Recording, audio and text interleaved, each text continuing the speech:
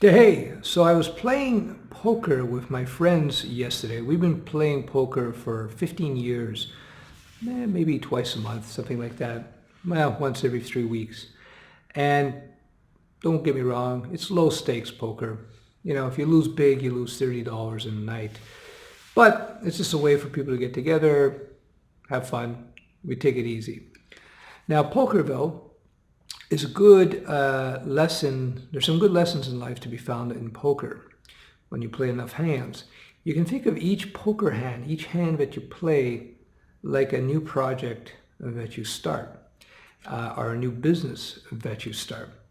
And what you discover in poker, that probability and chance have a huge role in your success or your failure. I've spoke about this before, but I figured I would just take a look at it from a different point of view.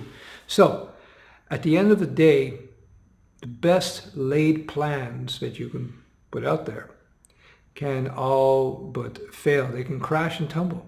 You never know what is really going to work. You can take educated guesses, but you have to understand that most businesses, 80% of them, fail within the first couple of years.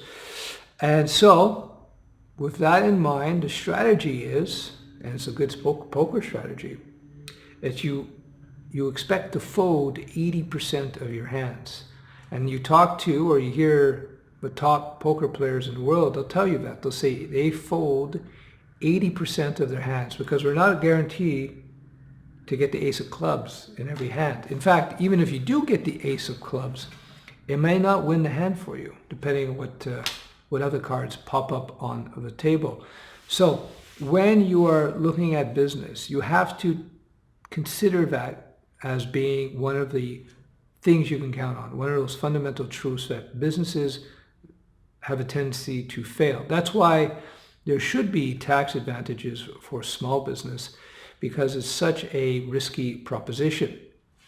That said, that tells you what the tactic is. The number one thing you got to do as a business owner is you have to control your risk. You have to assume that your project may not work. So if the project does not work, you don't want to be in a situation where you're finished. So you want to take risk in business, but you don't want to take risks that are too heavy, risk that will kill you if you fail.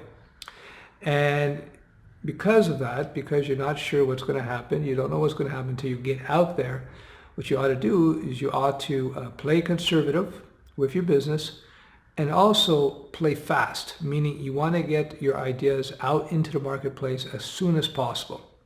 The sooner the better, because that's how you're going to get feedback from people, and that's where you're going to learn whether or not this idea, this project that you have is worth pursuing. That's a huge part of it. I can tell you from experience, I've been in business since I've been 18. I started my first business with $200 to my name. Not $200 invested in the company, $200 to my name. I was a bouncer at a nightclub, and I worked 4 days a week at the nightclub, and then I would work during the weekdays on my business, slowly building it up. I don't like the idea of loans. I like the idea of VC money. It's just a personal thing. I'm much more of a traditional business guy. So so what I like to do is I like to let the business tell me and dictate the speed of growth. Now, sometimes you can't get away with that. You might have to get loans if you're opening up a restaurant or something. But I assume that most of you are coders or developers or looking to be developers. And the great thing about being in the technology space, especially on the code level, is you don't really need much of an investment at all to get going. That's what's fantastic about it. It's really a democratized market, because if you're just willing to put the time in to learn some coding and then just start coding, whether you want to whether you want to start your own startup, whether you want to just start building apps as a developer for other people, it's just so accessible, because these days you can get a 4 or 5-year-old computer and it will be more than powerful enough to do it. That said, back to the original premise, you never know when you're going to get that winning hand. You never know when that business is going to take off. So you have to, number one, proceed with extreme caution. Number two, be attentive and aware of what the market is telling you about your your product, your business, what you're doing. And so you can adjust accordingly. And then when you see their success, then you drive home with that particular product. So if you develop 3 apps, the first app fails. Oh well, second app, barely hobbling by.